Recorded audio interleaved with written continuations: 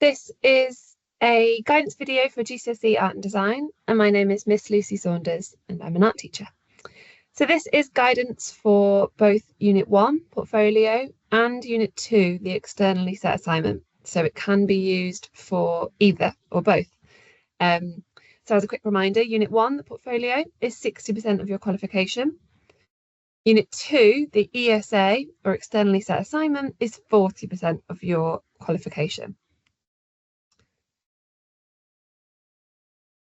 I've spoken about this in my previous video, but in case you're not watching these in order, this is a slide that gives a general overview of the creative process, which in turn addresses the 4 assessment objectives of critical understanding, creative making, reflective recording, and personal presentation.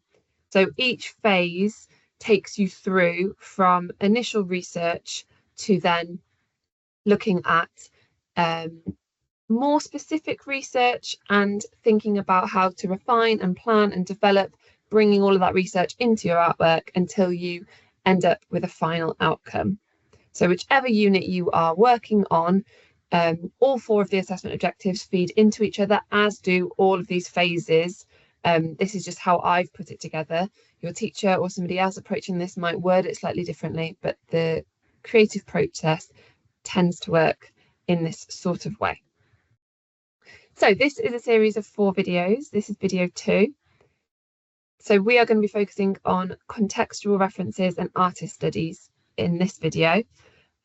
These can be watched chronologically, or they can be dipped in and out of. You might decide to start at a slightly different point. The exam board doesn't prescribe exactly how to approach this project at all. So this is just my guidance on one way that you could approach hitting those 4 assessment objectives. So feel free to watch the videos in a different order, dip in and out of them, and use them however you think would be most beneficial to you and your art GCSE. So, as I said, this is video 2, and we'll be looking at contextual references and artist studies. So the outcomes will be to understand what a contextual reference is and how you can use that in your work, and to understand how to include artists into your art project and ways that you could use to demonstrate that and include that in your project. So I mentioned this in the previous video and will continue to do so. You're effectively trying to answer these questions across your whole project. So you're thinking about demonstrating skills, a theme, some research, photography, observational work, artists, and then experimentation and refinement, and of course your artistic outcomes, whatever they may be. You may have been given a theme by your teacher, or you may have been given the chance to choose completely on your own. That is up to your teacher. So you may have been given something, and therefore when I talk about making a decision on your theme, if that's you, ignore that, because you will already have made your decision. So different centres approach this slightly differently, and as I've mentioned, there's no right or wrong. So trust that your teacher has made the decision that suits your class or your centre or your approach to learning, and the best that they think that it should. So that can be slightly different. So this video is going to be focusing on answering these 2 questions. So what can you learn from artists, and what poems or articles or statistics or documentaries can you look at to further develop your project? Again, your teacher might have given you artists to look at and might have given you certain places to find your research.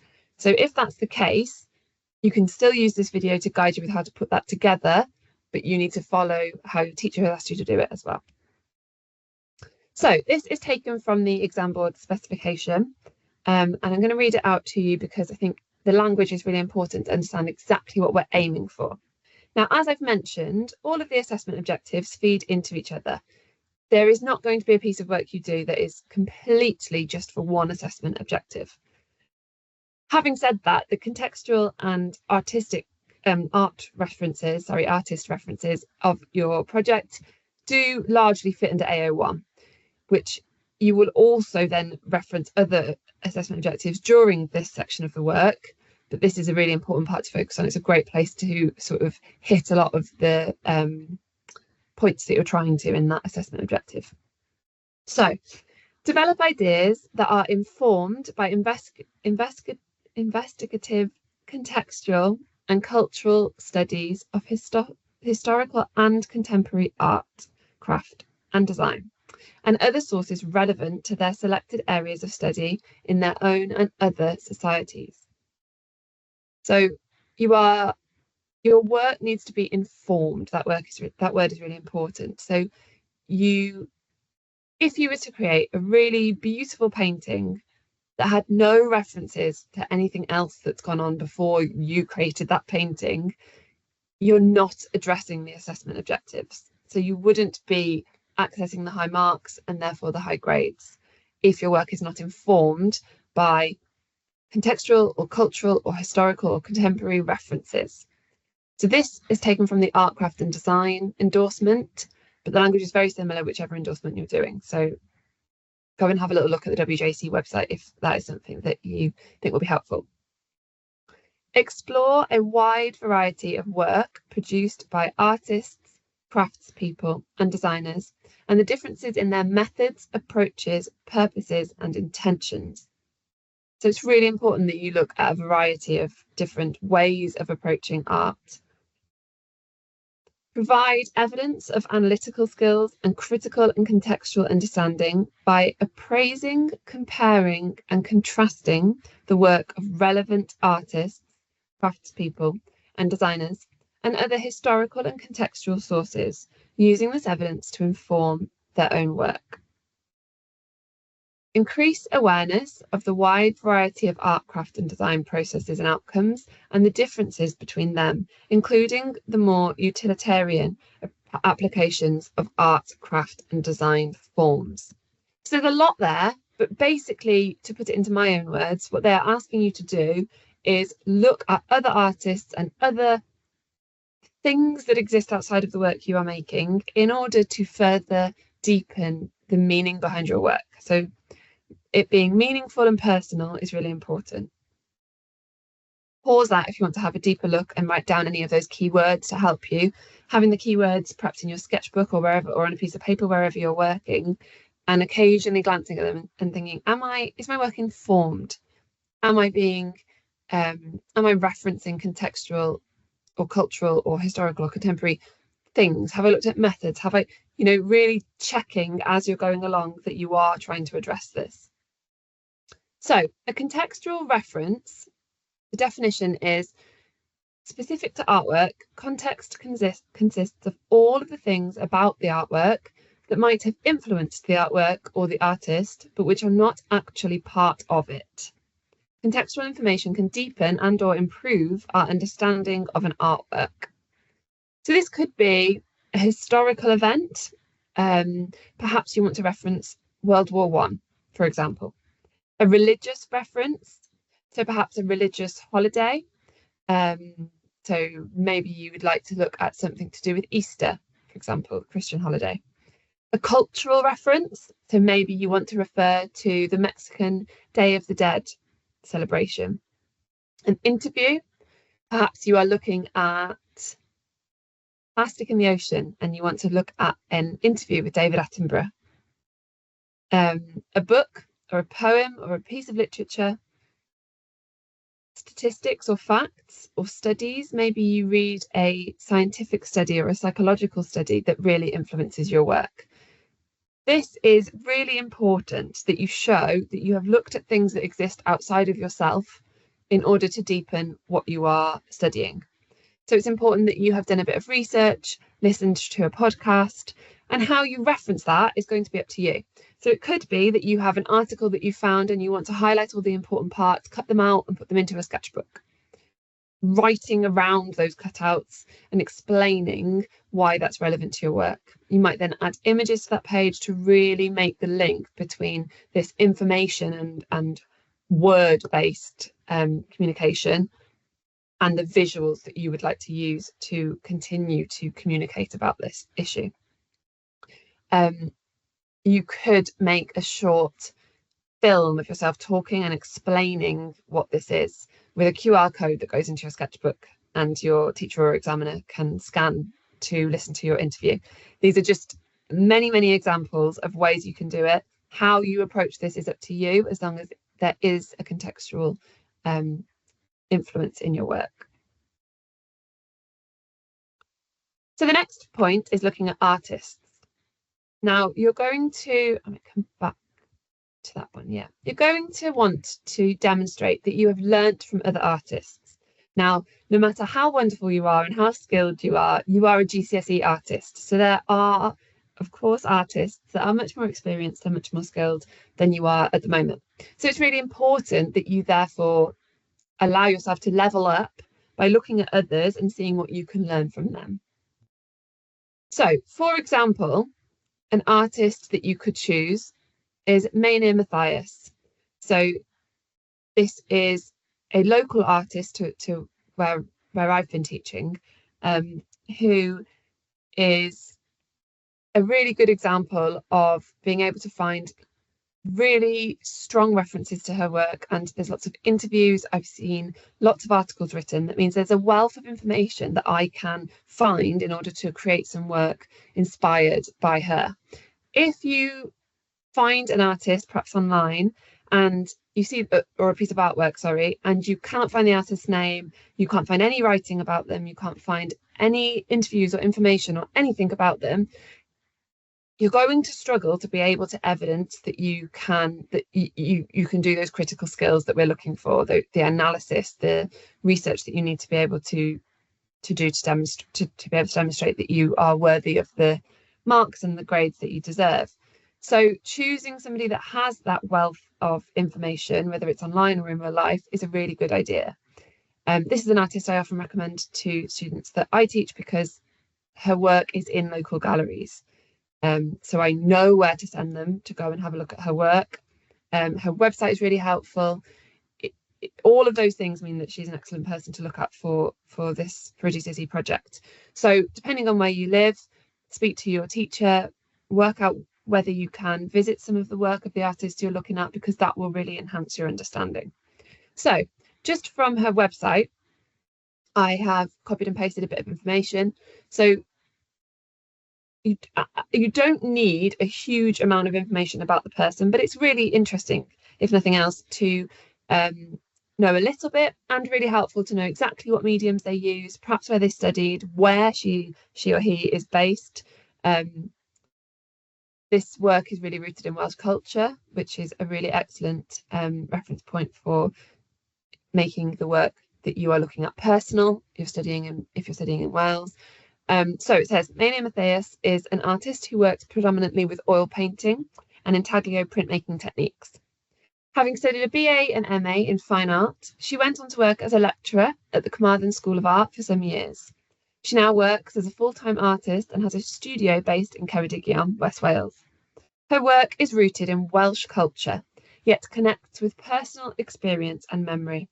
Her work often draws on historical events and folk imagery, and they challenge the complex human relationship with land and its history.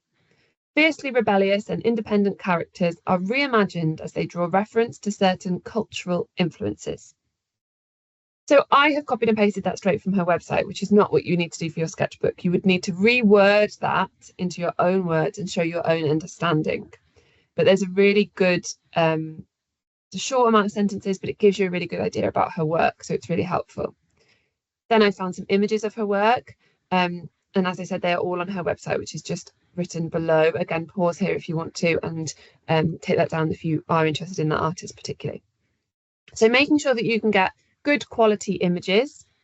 If the only images of the artist's work you can find are really fuzzy or very small, or as I said, they don't really have any references, that is just going to make it quite difficult for you to work with that artist. But this website, as I mentioned, has excellent images on, great writing, makes it really nice and straightforward and enjoyable to research this artist. So the first thing you're going to do, as I said, is research the artist. You need to make sure you are really clear on what you will learn from them. Is it technique? Is it theme? Is it both? Is it composition? Is it scale? Is it colour? If you're looking at this artist, it could be that your project is about Welsh heritage. It could be that your project is about portraiture. It could be that your project is about intaglio in ink and painting styles that this artist uses. It could be that you're looking at the kind of colours that she uses, but it needs to be a really specific thing that is going to influence your work. It can start because you just like the work, but then you need to get really firm on what it is that it's going to, what impact it is going to have on your work. So again, some more images from her work. So these are the printmaking examples, whereas these are paintings.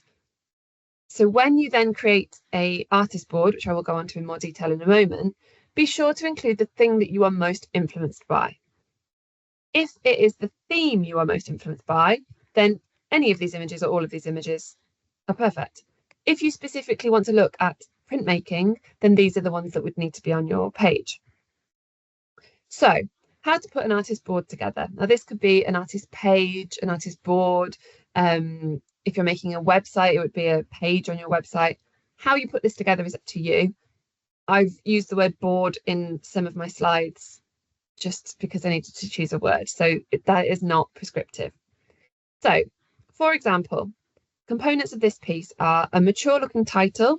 So when I say a mature looking title, it looks sophisticated. The person has perhaps gone on like a website to find a nice font and then drawn it out to make sure that the font is uniform and looks really sort of professional. That's not the person's handwriting, is it? You know, it looks like the title of an art page, not just the title of an essay where you just need to get your information down.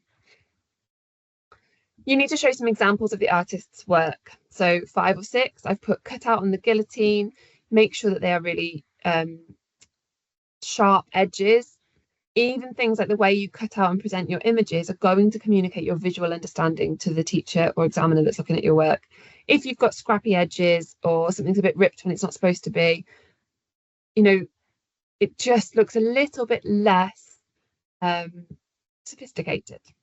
I've put there blue tack, so maybe blue tack everything out to begin with rather than sticking it straight down, so that you can be sure that you're happy with your composition rather than just sticking everything down as you go and then realizing that you can't really change it very easily. Now, one of the most important components to your artist research, or the sort of way I'm suggesting you approach it, as I've said, this is not compulsory, it's just one suggestion, is to create a really high quality copy of at least one piece of the artist's work. Now, the point of this is that you want to try and learn the technique from the artist. If that is not what you want to do with this artist, then there isn't any point doing a copy. That it won't always be meaningful to create an artist copy, and often art teachers are a little bit divided on whether a copy is a meaningful way of working. So some art teachers, your art teacher, might tell you not to do a copy. The counter argument is that you can learn a great deal from creating an artist copy, and in my own teaching it is something that I do recommend, but just be aware that it is perhaps a controversial issue. The exam board doesn't state whether or not you need to do artist copies, so again, not something that's prescribed or not allowed by the exam board, so it's up to you.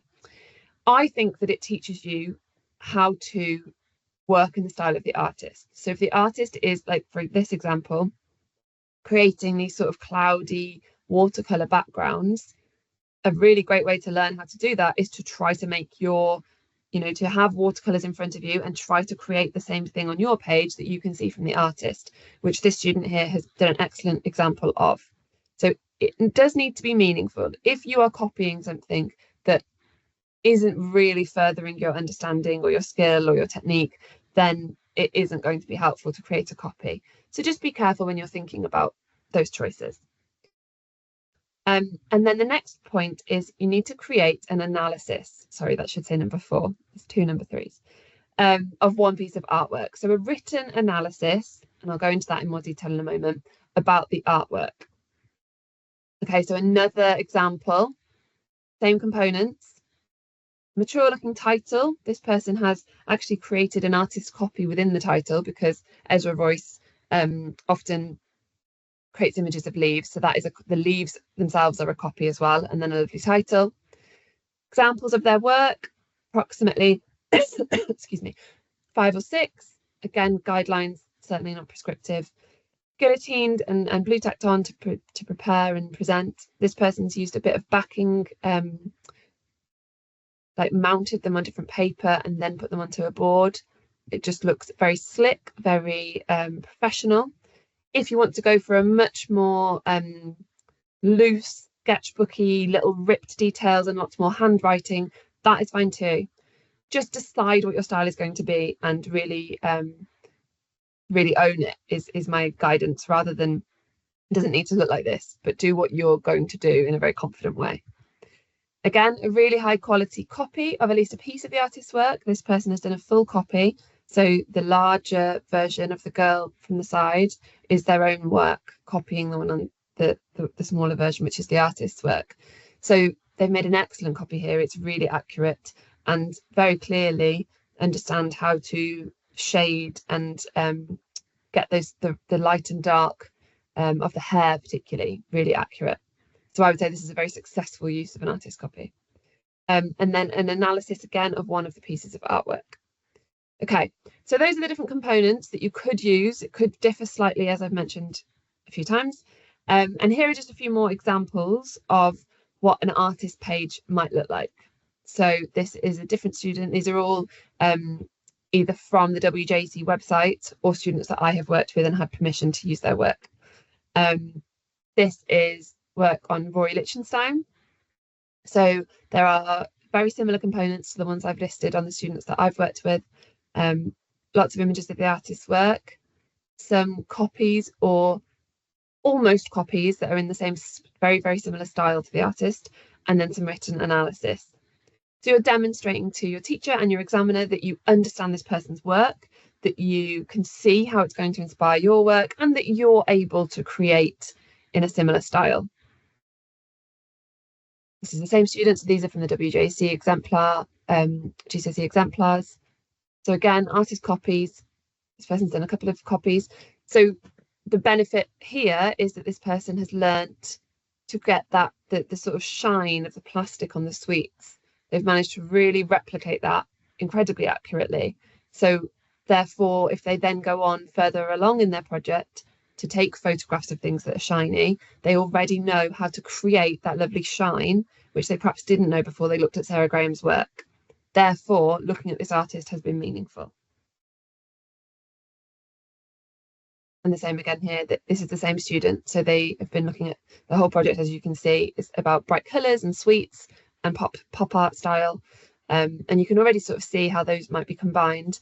Again, this one shows some reflective like sweet wrappers and then the glass bottle. So again, learning how to create 3D realistic reflections and shiny textures in their work. So just to pause on how to put them together and just look at the bigger picture for a moment. The artist's boards or pages are so that you can show the examiner or your teacher that you can understand or visually read artwork, that you can use art-specific vocabulary, that you can learn from techniques of others, and that you can take inspiration from that which already exists. If the artist is not teaching you anything or informing your project in any way, there's no point. You've chosen the wrong artist. So before you start, really think about that. So just to give you a little glimpse at the next stage, this student whose artist board we looked at to begin with, then went on to create portraits combined with landscapes, which is what the artist did. You can see the reflection of the mountains in the portrait's hair. So the student then, the next stage was to take her own photographs, take portrait photographs and landscape photographs, edit them together on Photoshop, and then start to work from them. Therefore, this demonstrates to me as her teacher and to the examiner that she completely understands why she looked at that artist, is completely relevant, and she's taken those techniques forward and made it her own. But you can clearly see the reference to the artist. Pause at any time if you want to have a deeper look into these things. I'm just sort of moving relatively quickly, but if you need to do that, please do. So another example of how you would approach this is the work of Sharon James. So I've collected the images of her work, I've written a few little notes, and then started to create a copy. So you can see the a wasp or yeah, I think a wasp image, and then that's the copy that I've started to create, not quite finished, but that would be teaching me as I was doing it, thinking about the textures that you can see on Sharon James's work, the sort of fluffy little bits on the body. If I was creating a project on insects, for example, that would be something I would need to know how to do. So by copying that artist, I've learnt that technique and learnt to create that similar texture. So then if I want to take my own photographs of insects and draw them in perhaps slightly a different style, but using that skill of getting that technique accurate before I take my own photograph. So it's a stepping stone on the way to creating your own artwork. I would then, of course, add an analysis and some notes about how it relates to my own project. So moving on to the analysis, using Ezra Royce as an example, this is the image that I showed you before on the artist board example that I showed you a moment ago, a few slides before. So this is the image that I found. This is the artist's name, Ezra Royce. The next thing I would do is have a look at, well, do a Google search or whatever search engine you like to use and see if the artist has a website. Often on Google, there can be less definite facts or less definite images that might not be actually of the artist. It could be somebody else's copy that they've uploaded or information that isn't accurate. So if the artist has their own website, so something like theartistsname.com, it is probably quite likely that that's going to be a carefully curated and a bit more trustworthy source for your work. So be quite skeptical when you are looking at your artist's work online to make sure that what you are looking at is accurate. So I've Googled the artist, I found her website. There's a little screenshot of the website showing you what it looks like. And then I'm going to think about a few things. So why do we look at other artists? Well, as I've mentioned, it's in order to inform our own artwork and learn from them. So what do I need to know about a piece of work before I can write about it?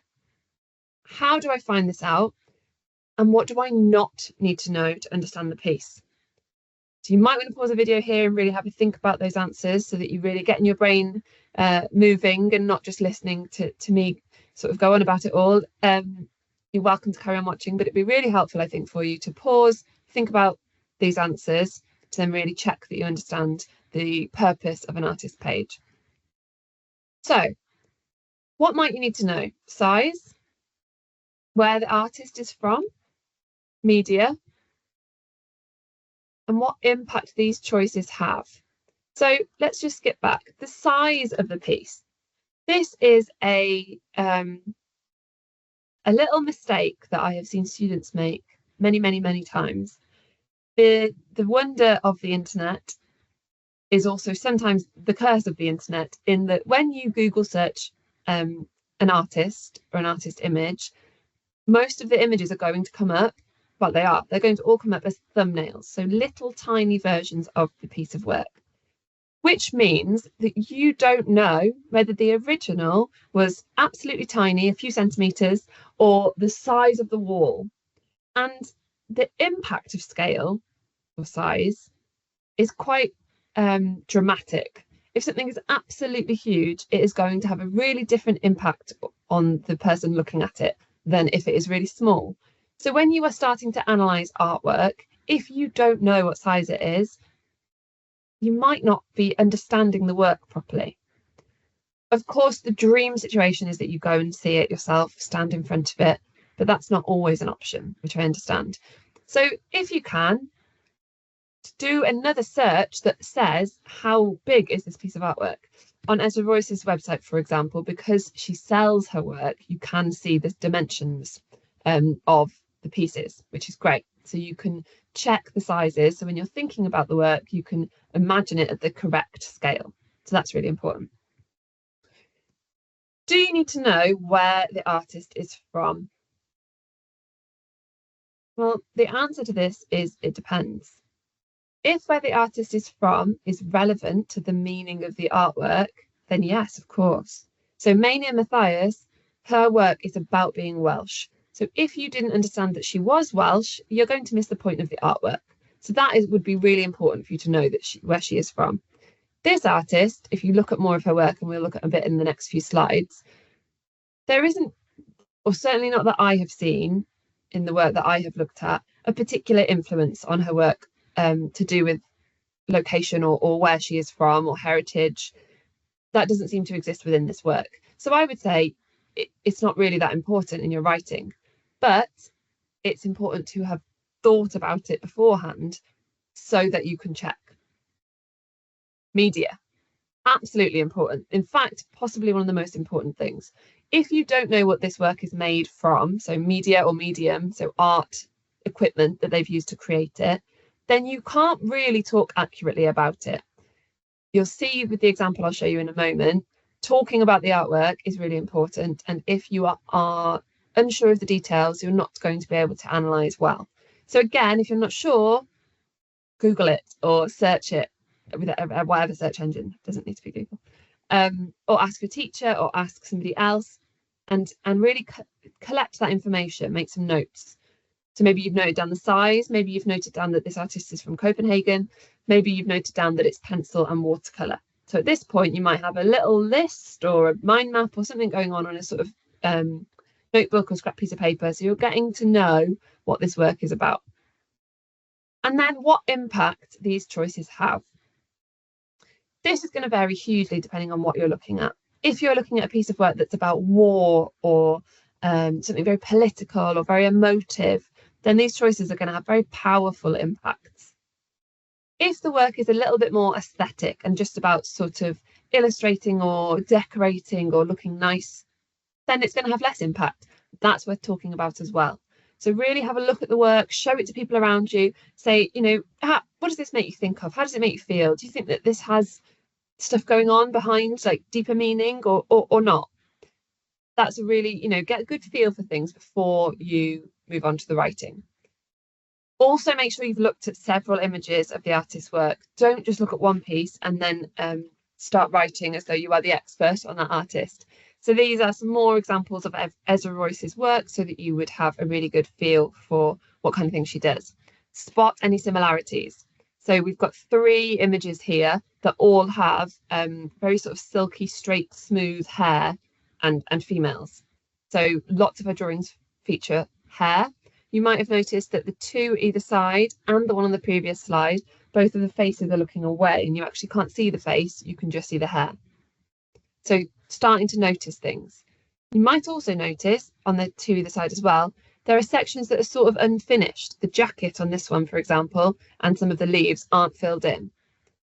There are plants and leaves in lots of them, or insecty things. So you're starting to create some themes here of the artist. So again, making notes about that. So I'm going to give you an example here of my analysis of this piece of work. As I've said throughout, this is one way of approaching it. I'm not suggesting this is perfect or the only way to do it, but it might be helpful as an example. So Ezra Royce often creates images of young women, animals, and plants. This piece shows a girl from the side with long silky hair flowing over her shoulder and 3 jellyfish surrounding her. Royce has created this pencil piece by building up layers of tone and depicting the light and dark areas of the girl's hair, as well as including a few splashes of blue in watercolour paint. There are no other background details. She has left a section of the hair and the shoulder area deliberately unfinished with a few faint pencil lines. The shoulder and the body show much more coarse and scratchy pencil lines. The overall impact of these decisions by the artist creates a minimalistic and aesthetically pleasing image. There is a whimsical mood to the piece and a disconnect to reality. Perhaps the girl is underwater or the jellyfish are floating in the air. And then I've put, I would like to use this in my work by also drawing girls with long hair, or also including mostly pencil tonal piece, but with some splashes of watercolour. So that bit is obviously dependent on what it were that you were creating. So I have not talked about the artist and where she's from. I might have done. It's no problem if you want to add that at the beginning, but for this I really wanted to get into the detail and the art-specific analysis. So I have said that it is layers of tone. I've used the word tone, which is one of the formal elements, really important to get some art vocabulary in there. I've explained that I understand, basically, I've shown that I understand how this has been created. I've noticed the compositional technique of leaving some unfinished and the general sort of blank background and the details of that. Again, pause here if you want to have a deeper look, but I think I will leave that one there. So another example, which is perhaps slightly deeper level. This could be an A-level example, perhaps, or if you're somebody that's aiming very high with your mark or your grade. So Kath Riley, so same questions. Again, I found her website rather than just Googling her. And this is a piece of work by the artist. So that's a little screenshot from the web page. You can see it's a little bit small on this slide, but you can see the size of the work there as well. So 20 centimeters by 13, which is really helpful. So again, same questions. Do I need to know these things? What impact do they have? So you would make notes, prepare what you're going to be writing. And then this is the example. Riley's drawing shows a close-up, cropped view of a woman's face. The artist uses tonal pencil to create a hyper-realistic portrait, using the smooth build-up of light and dark to emphasize the creases and lines of the skin, and contrast this with the soft, doughy texture of her cheeks. This creates the effect that the viewer is very close to the subject. The piece measures 20 centimeters by 13 centimeters, meaning it is larger than a face would be in real life. The impact of these decisions by the artist is a feeling of discomfort. It is as though the woman is under a magnifying glass, under scrutiny of the viewer. Her gaze looks just past you, not quite meeting your eyes. This is unsettling. So I have written more, but that is probably taking it to a slightly further level that you don't necessarily need to be, although you are able to. If you're interested, pause and have a little further read. But I have explained what the image is of. I have talked about texture and I've talked about tone, which are both formal elements. I've talked about the scale and the size and the impact that has. The impact that it has is the most important thing, because you are demonstrating that you understand why these things have been done. You understand that building up light and dark creates a really 3D effect and allows you to create texture on the skin. So it's really important that you're demonstrating all of that, and then linking, which I haven't done here, but linking to your own project. So you might then say, I would like to be inspired by Kath Riley's work because I'm also looking at pencil portraiture and would like to create these kinds of textures in my work. Okay, I will leave it there. Please do go back in the video if there's any bits that you want to spend longer on, and we will move on to the next section in video 3. I hope that's been helpful. Thank you very much for listening.